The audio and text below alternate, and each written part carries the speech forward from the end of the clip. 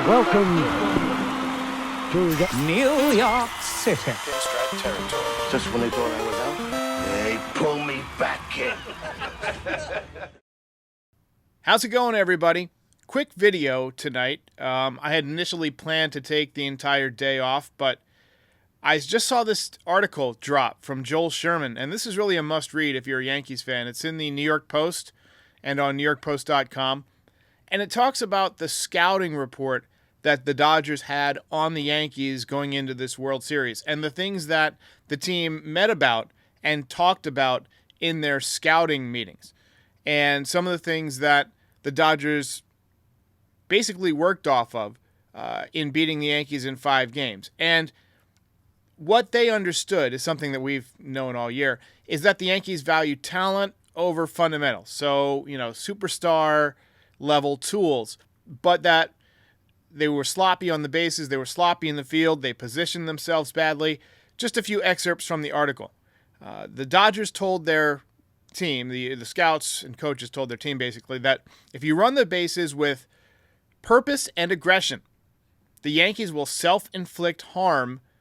And that was exposed by Betts, Tommy Edman, and Freddie Freeman, that the value was very high to put the ball in play and make the Yankees execute, make them make plays, make them play baseball. They mentioned that the Yankees were not just the major's worst base running team by every metric, but the difference was vast on the field between them and the Padres, whom the Dodgers had already beat in the division series. So they're saying, this team can't even hang with the Padres, who we just beat. Of course we can beat them. They were thrilled at how short the Yankees' leads were off of first base, because that would be less of a threat of the runner coming in on the second baseman, Gavin Lux, because he's not great at pivoting at second. So by giving an extra step, you're giving extra time. They said that the Yankees had the worst positioned outfield. The worst positioned outfield, that they were amazed at how many relay throws were just skipping through the infield, right? Stuff that we've noticed all season long that really became a problem.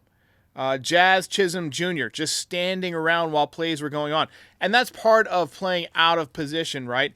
Jazz Chisholm has always been a second baseman or a center fielder, and he's been playing third base for the Yankees. Now, he played a decent third base, but this points out that he wasn't necessarily, mentally involved in every play. And it talks about what the Yankees' options are to move on from here. Do they re-sign Juan Soto? This is something we talked about last night. Do they re-sign Juan Soto, give him $60 million? And there were reports today from John Heyman that he wants $700 million in present-day value, which, good luck.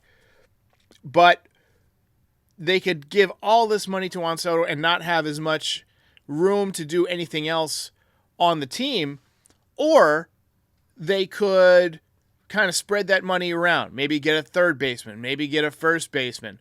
Who knows? But it's got to go beyond just adding a slugger that you already had that doesn't really move the needle. The Yankees have got to play better baseball. They've got to coach better. They've got to execute the fundamentals better. So it's more than just roster construction. This roster could have won in this series if they played better baseball. I wouldn't complain if they got one more pitcher. I would love if they went out and got somebody like Yusei Kikuchi, who was dynamic after going to the Astros. They could go out and get a third baseman. They could go out and get a first baseman. Their first base situation was a mess this year. Not only did Rizzo get hurt and his power kind of disappeared, DJ LeMahieu did nothing. Ben Rice had like a good week and a half, but did nothing after that. You could go out and sign Bregman, another Astro. I like taking from teams that are kind of your rivals in the league. Like, I liked it when the Yankees got Johnny Damon and took him away from the Red Sox. I liked it when they went and got Giambi, who had been with a very good A's team at that time, because it hurts that team. It's like a multiplier. Now, it doesn't always work out. You could argue Giambi had a good contract, but he didn't win anything with the Yankees. And I would like the idea of maybe stealing a couple of potential Astros in Kikuchi and Bregman. We'll see. But Corbin Burnes is already out there as well. He's a free agent.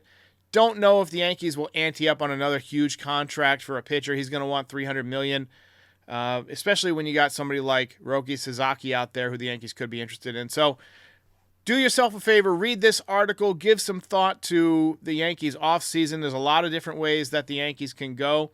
I believe next year, Jasson Dominguez will blossom into a really good player. He's obviously going to have to work on his defense a lot this winter and improve from hitting from the right side, but I think he's got potential to hit from the right side better. One thing that I was thinking about with Dominguez and hitting from the right side is that, if you're a good left-handed pitcher in the minor leagues, in other words, you can throw strikes, a lot of times you advance quickly through the minor leagues, right? A lot of the ones who are stuck in AAA, stuck in AA, they're guys who really don't have that much command. Every major league team wants a good left-handed pitcher, even if it's a relief pitcher. So the pitchers you're facing in the minor leagues, right-handed, are going to be a little bit more erratic with their command, which makes it difficult to get into a good rhythm from that side of the plate. You're not hitting from the right side as often because there's less lefties, and the lefties you do see are somewhat more erratic. I think he will hit better against lefties in the major leagues than he did in the minor leagues because he's going to see more strikes. And we know that he's got a good command of the strike zone, and he's young. So I think Dominguez will get better from the right side. You can definitely improve as a defensive player when you have the physical tools that he has. I think that the Yankees can get better defensively at second base, obviously, by replacing Gleyber Torres with Jazz Chisholm. Third base, we'll see how that goes. Judge, probably, league average in center field this year. Does he move to left if the Yankees re-sign Juan Soto? Does he go back to right where he's well above average if Juan Soto leaves? And if Juan Soto does leave, who plays left field? Do you re-sign Verdugo, who was excellent defensively but didn't really hit much during the regular season, had a little bit better postseason? So a lot of directions that the Yankees can go. I'll be on with Terrence Kemp tomorrow night to talk about what direction they will go, and we'll talk about what's next for the Yankees. So call in with your voicemail, 718-899-1068, and we'll see you then. Ball game over. If you enjoyed this video, please drop a like and give us a subscribe. It helps other Yankees fans find the channel. We're also on all your favorite podcast platforms and social media.